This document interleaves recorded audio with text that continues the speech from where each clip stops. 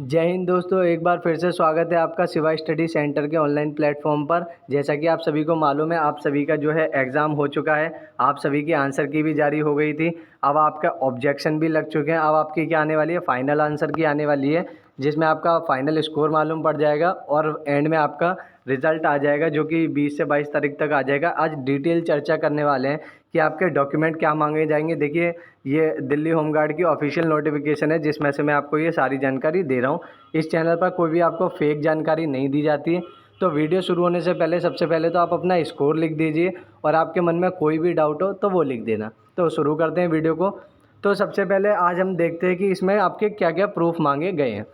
तो सबसे पहला ए पॉइंट लिखा है, citizen of India and resident of national capital territory of Delhi, यानी कि भारत का निवासी होना चाहिए।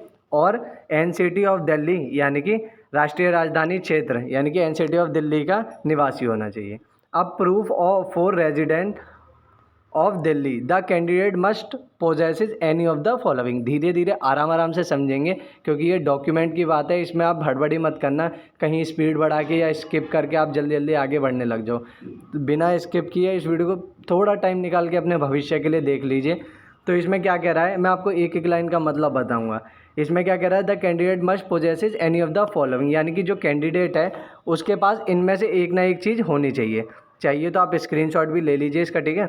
अब बात करते हैं, बिना किसी टाइम पास के सीधे बात करते हैं पॉइंटों पर। क्या होना चाहिए, या तो वैलिड पासपोर्ट हो। अगर आपके पास पासपोर्ट है तो क्या है, आपके पास सबसे बढ़िया प्रूफ है, क्योंकि उसमें जो आपकी फ़ोटोग्राफ भी मेंशन होती है, ठीक है। आपका नेम भी अच्छे से मेंशन होता है और उसमें आपका एड्रेस वगैरह सब कुछ क्लियर मेंशन होता है।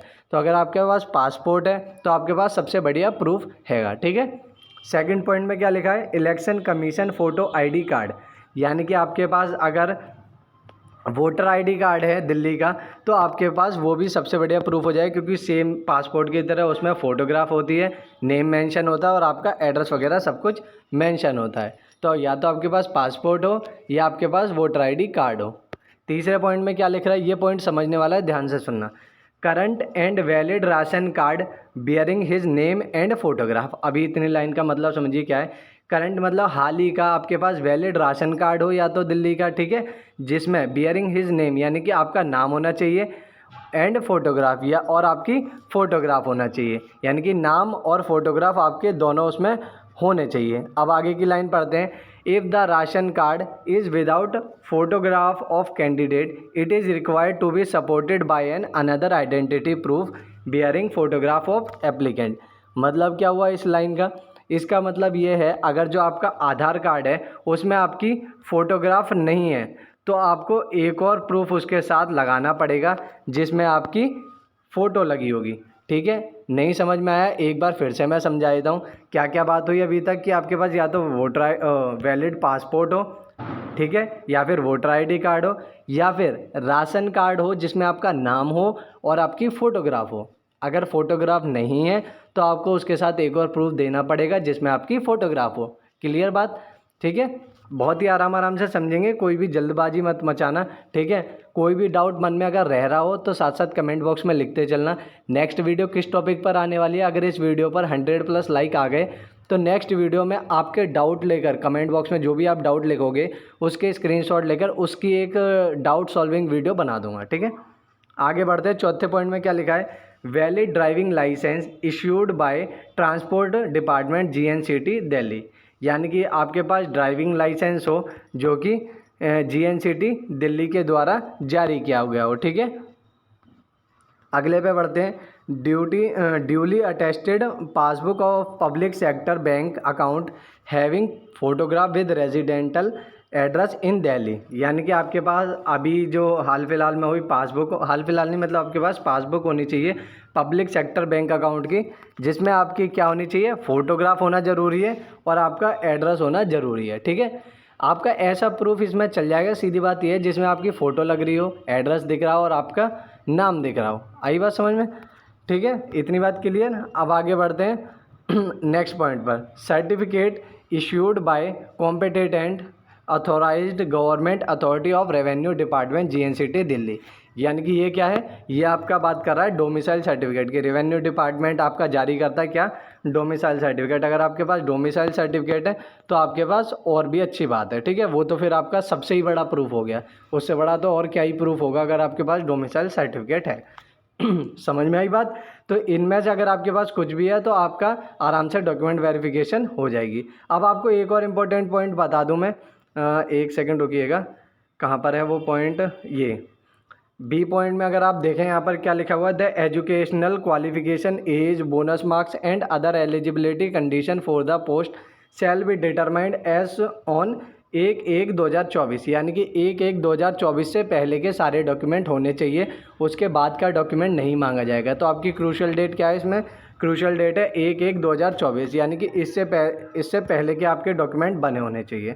अब बात कर लेते हैं कि आपको बोनस मार्क्स पर, बोनस मार्क्स से रिलेटेड बहुत कन्फ्यूजन थी। इसके बाद हम बात करेंगे आंसर की कब आने वाली है, रिजल्ट कब आने वाला है, जिनके अच्छा स्कोर बनने हैं वो क्या करें, ठीक है, सारी बातों पे आज चर्चा करने वाले हैं, तो 2 मिनट रुक जाइएगा। तो इसमें सबसे पहले बात कर लेते हैं जिनके पास एनसीसी का सी सर्टिफिकेट है उन्हें 5 मार्क्स मिलने वाले हैं, जिसके पास एनसीसी का बी सर्टिफिकेट है उन्हें 3 मार्क्स मिलने वाले हैं, एनसीसी का ए सर्टिफिकेट है तो 2 मार्क्स मिलेंगे। क्लियर। अब बात करते हैं bonus marks for experience age home guard, ठीक है, जिनको होम गार्ड के तौर पर एक्सपीरियंस है उन्हें टोटल 8 मार्क्स इसमें मिल सकते हैं बोनस मार्क्स। कैसे कैसे, जिसके पास 2 साल का एक्सपीरियंस 3 मार्क्स, 2 साल से 3 साल का अनुभव है 4 मार्क्स, 3 से 5 साल का अनुभव है 6 मार्क्स, 5 से ऊपर साल का एक्सपीरियंस है तो 8 मार्क्स। क्लियर। अब बात करते हैं जिन्हें सिविल डिफेंस में एक्सपीरियंस है उन्हें क्या होने वाला है, 2 साल का एक्सपीरियंस तो 2 मार्क्स, 2 से 3 साल का एक्सपीरियंस 3 मार्क्स, 3 से 5 साल का एक्सपीरियंस 5 मार्क्स, 5 साल से ज़्यादा का एक्सपीरियंस तो 6 मार्क्स। ये आपका टोटल होने वाला है। अब आगे इसमें क्या लिखा हुआ है, having certificate of the of part time instructor course of और minimum 2 civil defence advance courses from CTI Delhi और any 1 course from NCDC Nagpur CTI Bangalore 3 marks, इसके आपको मिल जाएंगे अगर आपने ये वाला कोर्स आपके पास है, ठीक है, CTI बेंगलोर वाला। Note, only the candidate who have qualified PMET will undergo for written test first and only those candidate make it to the merit list of written test cum bonus marks shall be called for verification of bonus marks documents and other document. यानी कि आपको bonus marks कब मिलने वाले, काफ़ी candidate का doubt था। Bonus marks आपको कब मिलेंगे, जब आपका डॉक्यूमेंट वेरिफिकेशन हो जाएगा, उसके बाद आपके स्कोर में जोड़ दिए जाएंगे, ठीक है। क्लियर आपके सारे डाउट। अब हम बात करते हैं आंसर की वगैरह के बारे में। तो जो आपकी आंसर की है मैंने पिछली वीडियो में भी आपको बता दी थी, सारी चर्चा उस वीडियो में की है, जिसने नहीं देखी है वो जाकर देख लेना, ठीक है। आंसर की आपकी कब तक आने वाली है, लगभग 2 से 3 दिन में आपकी आंसर की आ जाएगी, यानी कि कल या परसों के बीच में आपकी आंसर की आने के पूरे चांसेस हैं, ठीक है। अब बात करते हैं आपके मेडिकल पर। मेडिकल से रिलेटेड मैंने डिटेल वीडियो चैनल पर बना दी है, ठीक है। अगर आपको कोई भी डाउट रह गया हो तो मैं जब बाद में आपका मेडिकल की डेट आएगी उस टाइम पर एक और वीडियो बना दूंगा अच्छे से।